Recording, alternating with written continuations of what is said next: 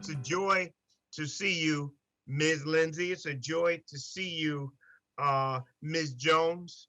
We'll start with you, Sharon, Madam Commander. What is your greatest challenge of being a commander of the American Legion? I'm a retired major, 26 years, and my area was food service. When I retired, I started working as a consultant for JCAP. We started a JCAP veterans program on the campus on Baisley Boulevard. And out of that experience working as a consultant with the JCAP veterans, a lot of the veterans expressed a concern that when they finished their treatment at JCAP, they basically had no place to go. So I understood exactly what Abel was referring to. What I did is in 2010, I opened up a residential facility for veterans called Honor House. And we housed 12 veterans. We provided wraparound services. We helped them get all the benefits, governmental as well as military benefits that they were entitled to. And we would do referrals for the PTSD, the TBI, and the other issues that they may have. Out of that Honor House, we started our first pantry in like 2011. And we served not only the veteran community, but we also serviced the community at large. What happened was some of the other veterans that are now in charge of the various veteran posts around the Southeast Queens area, they came to me and they said, could I start a pantry at their respective? Years later, we now have 4 pantries and 2 soup kitchens. And they are located initially at Honor House, which is on 173rd. We have a soup kitchen and a pantry at Rosedale Post number 483, 135th Avenue. And our last pantry is at the Hollis Gardens Residential Facility on 202 in Hollis, which houses 120 veterans. We started a pantry there. And so in total, we have 1 residential facility, 4 pantries, and we have 2 soup kitchens. And basically all of them are veteran service and veteran administered, but we take care of the entire community. Also, I have had the pleasure of serving on the Borough President's Veteran Advisory Committee and also the Queens DA Veteran Advisory Committee, as well as being a Community Board 12 member. And chairing the Senator Leroy Conry Veteran Advisory Committee, which is all the veteran organizations in Queens that we work together in order to help all of the veterans in the area. With that being said, we are definitely attempting to meet the needs now of the returning Afghanistan veterans. We realize because veterans who didn't complete the mission are really struggling through the trauma of not completing a mission. As veterans, we are trained to be mission accompli, and for us not to do it, it leaves us with some definite issues that we need to address. And so I'm working with Lieutenant Colonel Gerasi, who does the training for PTSD, and also just letting people know military cultural competency. Can I encourage you to speak to your council person and to your state senator on monies to rebuild the post? I have seen some posts get monies to rebuild. Yes. And that would help you guys immensely. Yes. Now, Ms. Jones, describe what you do. My name is April Jones. My organization is called House a Soldier, Inc. It's a nonprofit 501c3 that cater to veterans and their families. We've been established since 2013. We in the community. We've helped several veterans that were being put out of their apartments and stuff like that, get funding and get time. We offer housing. We offer helping them to register with the VA, because that's one of the problems. 9 out of 10 veterans, they come home and they don't know that they should register with the VA, get their red, white, and blue card. So we're trying to get the information to them so that they can know that they can register, first of all. We offer housing or help with housing. We're now implementing counseling. I happen to be a post-traumatic stress disorder specialist. I'm a mental health counselor, and we offer a variety of counseling that we're going to be adding: substance abuse counseling, depression, anxiety, PTSD, trauma, stuff like that. Um, Another thing that I'm working with a young veteran right now is that he has some injuries from when he was serving, and he has not had a physical yet in order to get his benefits. So, I mean, his paperwork and stuff is in, and he's waiting. And I spoke to him last week, and he should be going to Brooklyn um, to get his physical so that he can get his benefits. So that's one of the problems. It's a long wait in order to get seen, in order to get your benefits. So we're working very closely with the veterans and hoping to add more things, more housing, more stuff going forward. So just a little bit about why I wanted to open a veterans organization.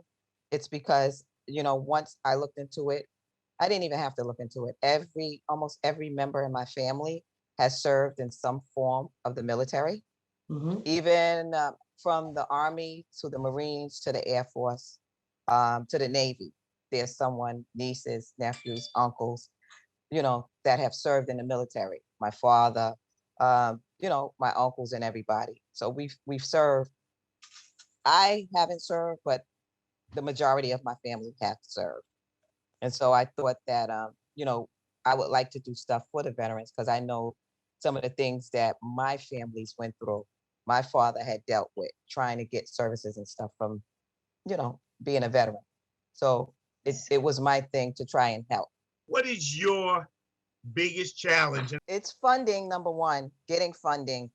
But more than funding, I would say I would really like to see society and everyone have the respect for the military that they should, because what we enjoy today, we would not enjoy without our military. Our military protects us, our military fights for us, our military goes out into the world and let the world know that they are here for us. And then when they come back, they should be treated in a manner that, they are the heroes, and it should be on an ongoing basis. So funding and everything should be there for them. It should not be a fight, because without them, this land wouldn't be the land of the free, the home of the brave. It's the military that helps us enjoy everything that we enjoy today. And I think Interesting. that has fallen short. I would like to see more respect for our veterans, more respect for our Army, more respect for the people that make it possible for us to live how we live. Well, as a veteran myself, and for anybody who does not know, I am a Marine Corps veteran. As a veteran myself, I believe that those are admirable aims. Now, how do you suggest that we put that out? How do you suggest that we do this, Ms. Jones? Okay, we should start by making it feasible and possible for the veterans that are here and that come home have everything that they need without a struggle, without a fight. We should make sure that they are comfortable, because this is the land that they help secure. So whatever funding, whatever we need to put in place, they should come first. Number one. Number two, they should get all the services that they need. So organizations like myself and like Sharon's, we should be able to come together and provide and have the funding and have everything we need, the posts, so that they can socialize, mental health counseling, substance abuse counseling, everything to make them comfortable in this land. We should put it together. It should be a collective thing. One, no man is an island. No one can do them by themselves. So we should be able to come together and come to a solution that praise the veterans, praise the people that have helped us live the life that we're living. I see veterans going through a lot of it. I see veterans that are young and they're waiting to get their benefits and stuff like that. We should make it easier for them. And the aging veterans and the veterans that are sick, we should be able to provide a lot of different things for them. I don't know why I'm frozen, but we should be able to provide a lot of different things for them going forward. Commander, what do you think is your biggest challenge in the local community now? All politics is local. Let's talk Rosedale. Let's talk Springfield Garden. Let's talk home front. I'll tell you what, I'll change your question. What is the biggest problem in that community that the post would love to have an impact on? Well, we are striving already to make it an epicenter in terms of community services and community programs. But just in response to your first question, and April hit on it very admirably, is trying to change the mindset of the community as it relates to veterans and why you see the drug abuse, why you see the alcoholism, why you see the high rate of incarceration. One of the things setting up the Hollis Gardens, and the community was really against veterans coming in. And we couldn't understand. And when I sat at the table, they expressed, oh, they come in with the drugs, they come in with the alcoholism, they come in with the PTSD and terrorizing community. Yet they don't know the history of how some of these men and women got to be the way they are. They don't know the history. They only see the end result. And when you fight for your country and you come home and you cannot get the benefits, that's very demoralizing. And as April said, why do we have to wait 6 months to see a psych?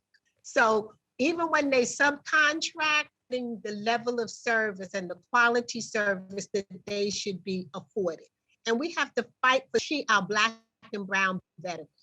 They have to fight twice as hard to get 20 or 30%, where everybody else gets 100% automatically just by walking in the door. So those are some of the demoralizing issues that you see them. And we do need to have more support services. And let me comment on that too, because this is something that's really close to my heart. And I did testify in the council many years ago. When the city of New York gives out veteran-based contracts, only 2 out of about 100 are veteran-based organizations. I noticed that a long time ago when I really got involved with that community again.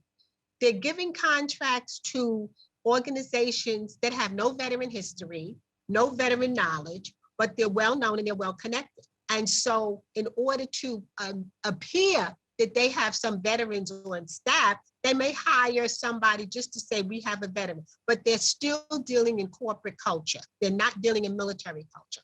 And so even though on paper, the services are allegedly provided, in truth, the services are not there for our veterans. And so that is why they're so demoralizing. We do the referrals, but there's no end result or no resolution. And that's something that I'm hoping that our new mayor will look into. But I agree with you a lot, Sharon, because some of the places that they sent, like you said, they have to wait 6 months to see a site. Not everybody will do what I did. I'm a mental health counselor, but I did postgraduate specifically for dealing with veterans and their families, letting them know there's an app for certain things, post-traumatic stress disorder, how to reintegrate the veteran back into his family after he's done a term. Every organization is not going to take that time, but when it comes to giving contracts and stuff like that, I'm not a big name. So funding will not come to me. Anything that I do for the veterans comes from whatever I can do. And I think that it needs to change. It really needs to change. Ms. Jones, what message would you send to the new Eric Adams administration? Let's assume that he sees this or I bump into him. What do you want him to know about veterans? That every veteran has a story, okay? Don't look at the end game of the veteran. See what this veteran has gone through. Every veteran that has stepped on soil to help us has a story. You may see a veteran that has substance abuse or alcoholism, but you don't know this man's story. And there's a way to bring him back. after he processed what he's been through. So unless, and I haven't, but I've witnessed it from my family, from my uncles. I've witnessed it, and they have come back.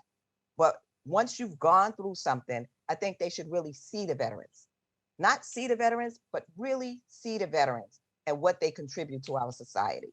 Come take a look, and then see how you can help. That would be my message. Come take a look. Interesting. How about Can you? can I comment on that?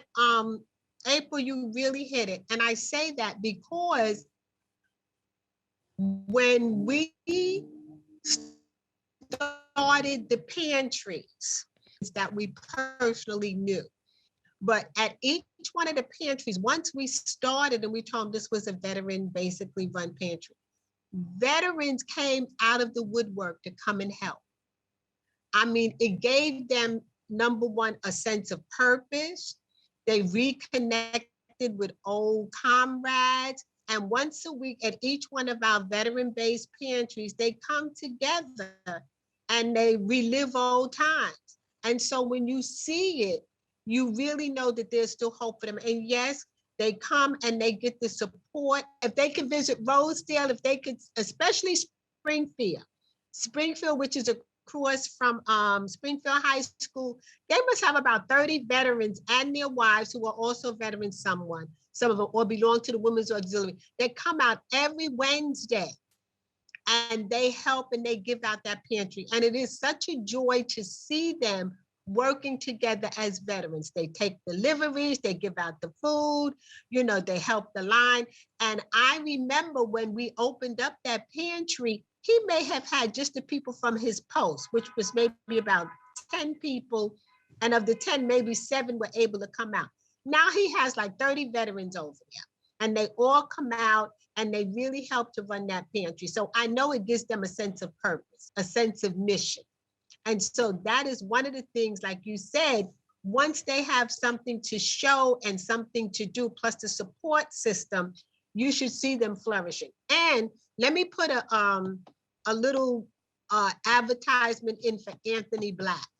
One of the things that we do is Anthony Black was a retired benefit specialist at the Bronx and the Queens VA. We helped Anthony get his 501c3. He was getting ready to retire. We helped him get his 501c3.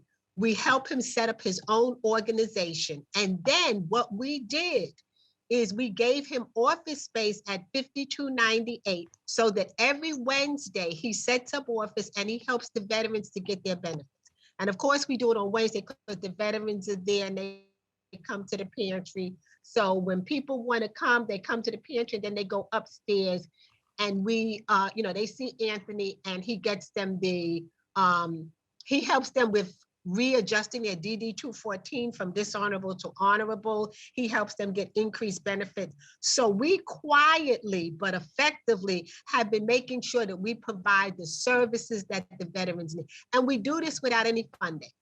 Now, you, Miss Lindsey, you were saying that you have a specialist there who enjoys working with people. If he wishes, he could, on the days when he's not at you, he could come to my office and work out of there. Okay. Offer that to him. We would be delighted to offer that too. We can give him a desk. We can give him a phone. Mm-hmm. Okay. And he has really helped a lot of veterans get the benefits and the services that they need. And we did it with no money. I mean, literally, we had no funds. So I always say, if we did this with no funds, imagine what we could do with funds. Well, I trust that you too are going to your, well, I told you to go to your elected. Okay, so I know we should see the elected officials for funding. My question is the veteran funding on the top of the list? Usually when you go looking for it, I mean, it may be there for some organizations like Sharon said, but it's not one that's on the top of the list. Small based organizations like us, we may not get funding. So a lot of things that we do on our own. You know, I've been around for a while. I've been around since 2013. I have yet to get funding from anyone. But, you know, if I wanted to take a trip to Hunters Point to get fresh vegetables to bring to the veterans, I do that on my own, you know? So it's whatever I can do to make it for the veterans on our own. And I think that that's not fair because whatever I'm doing for the people who served our country and the reason why we're able to do what we're doing. And once again, it's Veterans Day. Thank you, Senator, so much for your service. Thank you for being a tough Marine like my brothers. My uncles would beg to differ. And Sharon, you were in the Army, so you know you cleaned up everything. So don't listen to what the Marines are saying. Well, not only am I a Marine, but this is my birthday. Uh, Oh, wait, Oh, wait, happy. wait, congratulations. wait. I was born in, I am a Leo. I was born in August. However, Marines have two birthdays. This is 10 November. This is the Marine Corps birthday. Mm, okay. Today is the Mm. birthday of the Marines. That now the Marines are the only unit that was formed in a tavern.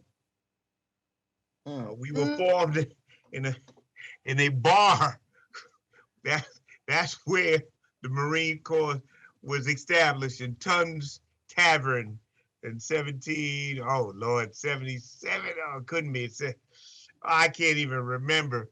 But the Marines were formed. It had to be, I'm sorry, before 1775 because that's when the country was formed. So Marines probably were formed in 1772 or something of that nature. Formed in a tavern, and they've been true to their origin ever since. mm. All Uh, right. So does that mean we'll find you in the bar later? well, well, the odds are against it, deeply against it. But I may toast somewhere today to the founders of the Marines, which incidentally was the last branch of the military to desegregate, Ah, which has had arguably the most racial problems in it. Really, they didn't really think that blacks could be Marines.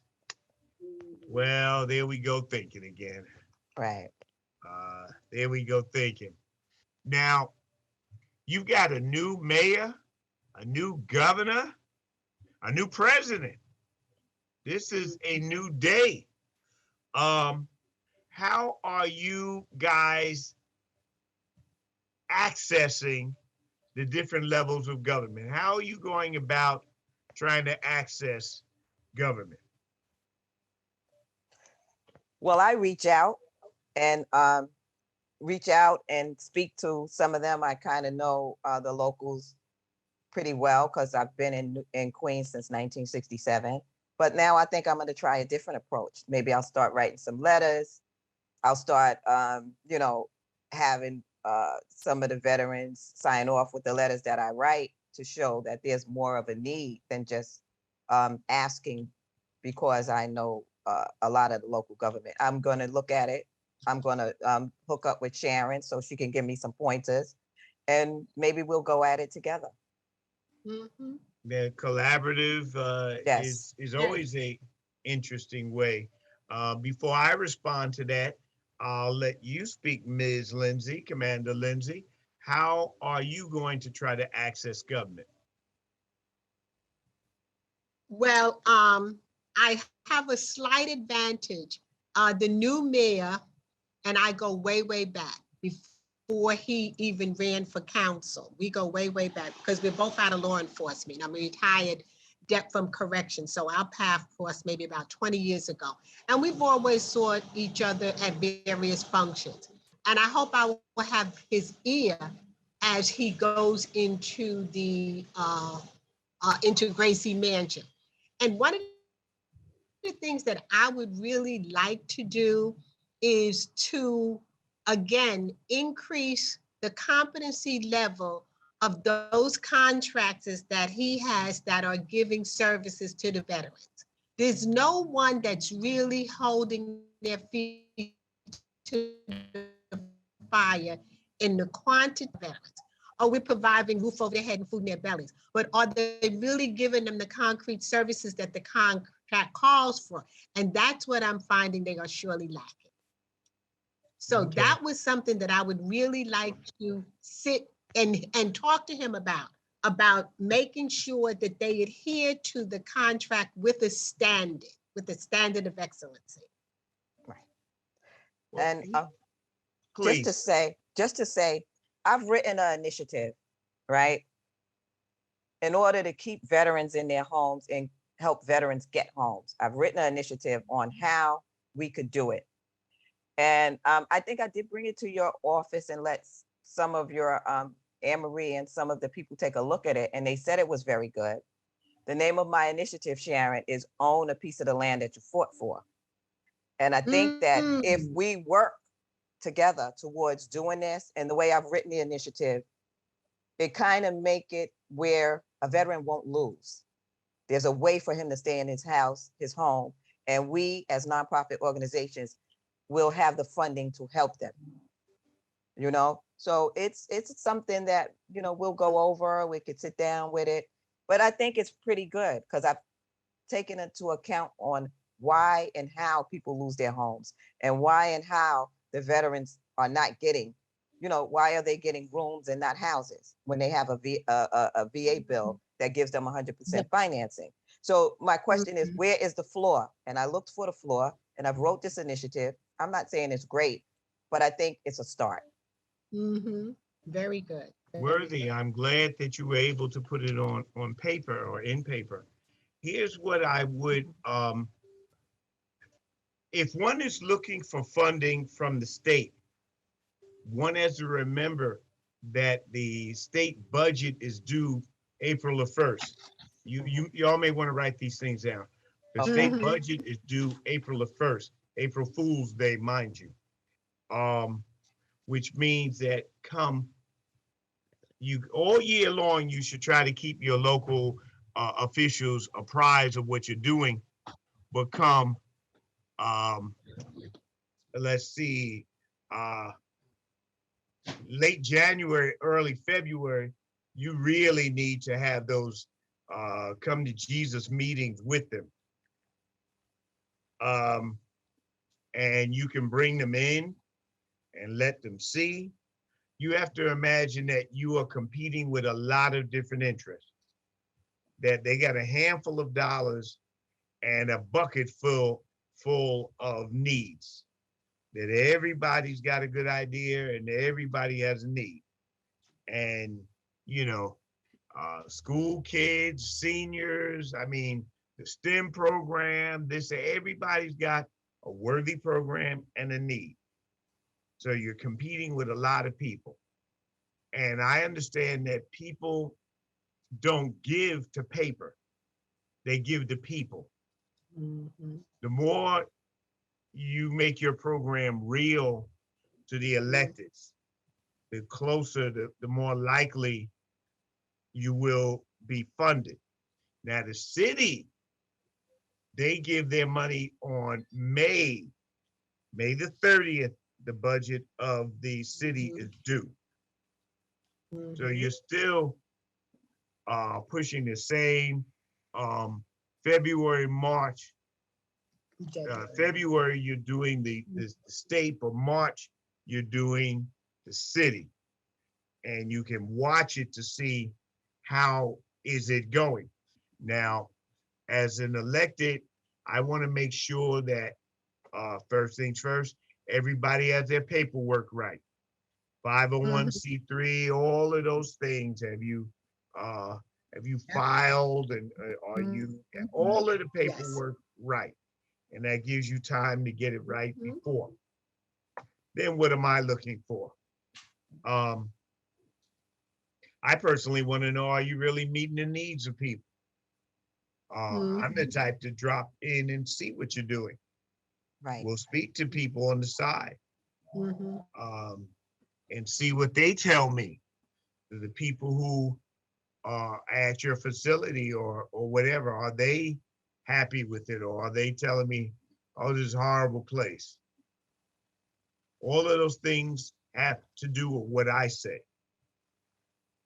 Now, in terms of all of us jointly trying to speed up the VA, boy, do we got our work cut out.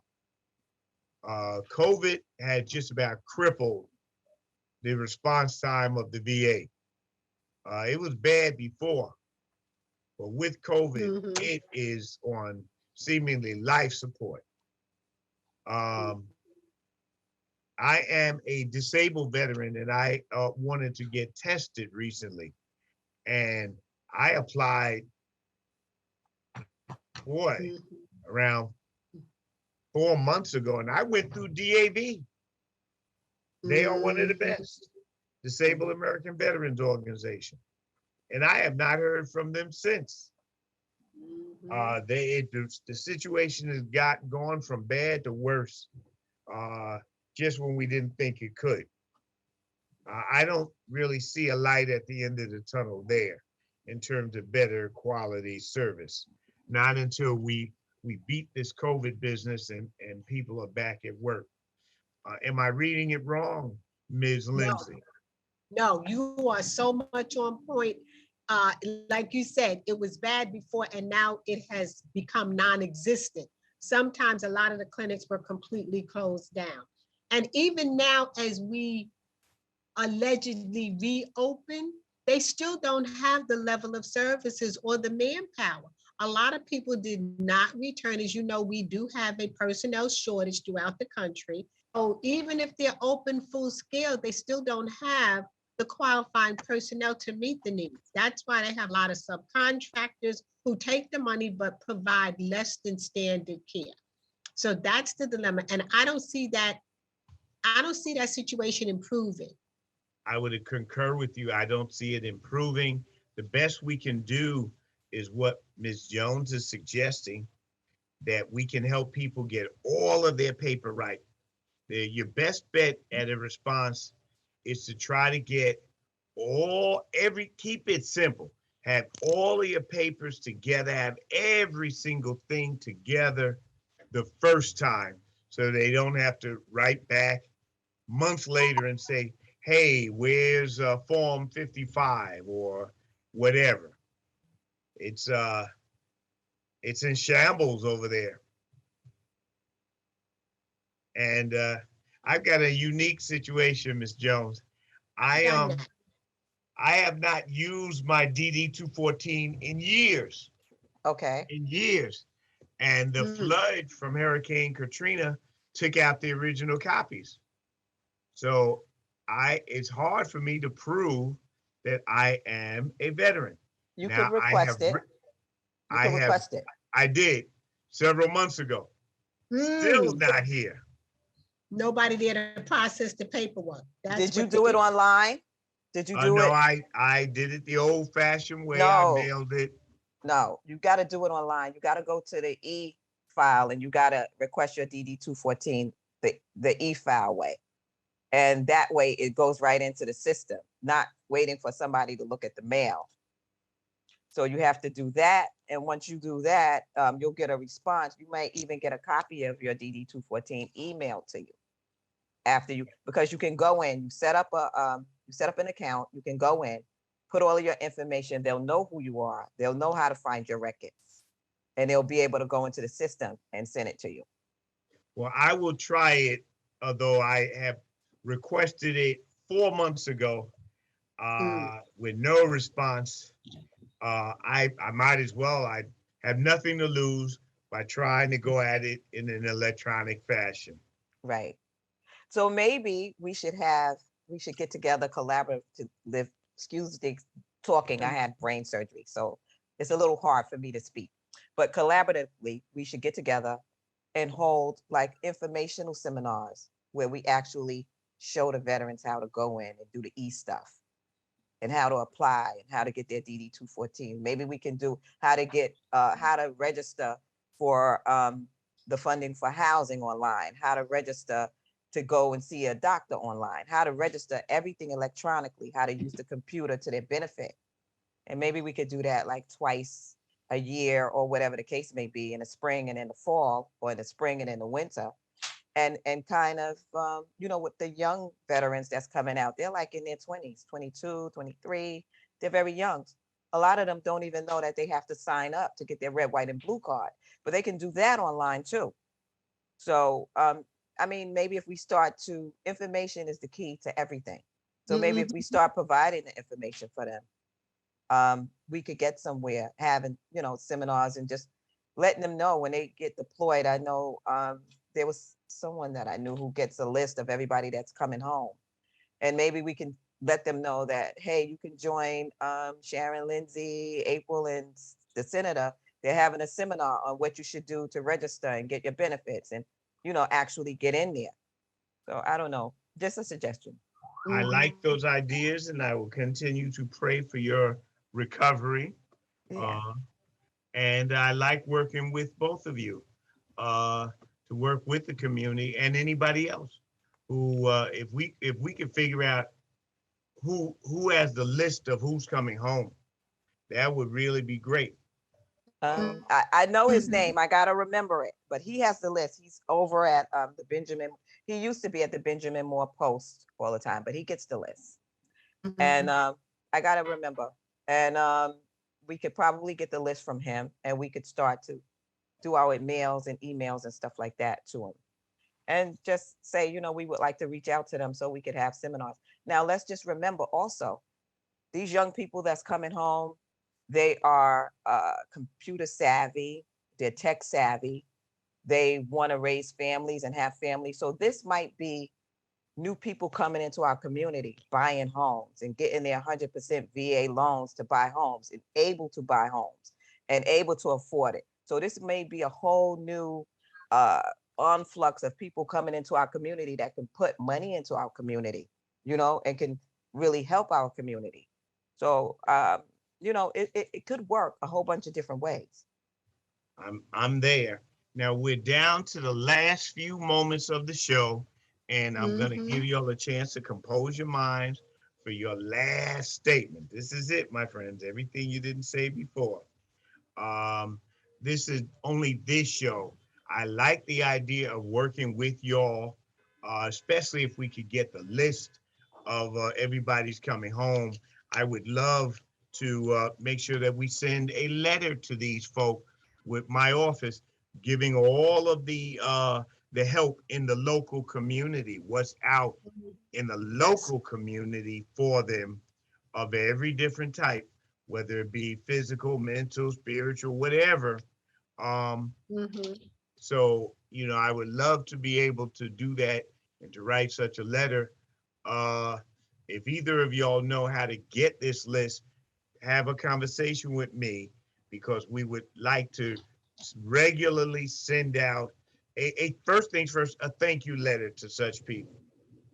And second, here are the things in your community that may aid you, whether it be education, whatever is out there. Now, let's see. We will end with Miss Lindsey, but your last words on this or any other issue, Ms. April. Well, I think that that's a great idea with the list, sending a list to people, letting them know what we have, the resources, and that we have a pretty good community here, what our community has to offer. Because speaking to some of the young ones, they say, well, I'm looking at a lot of different places to live because I want to see how the school system is and how this and that is.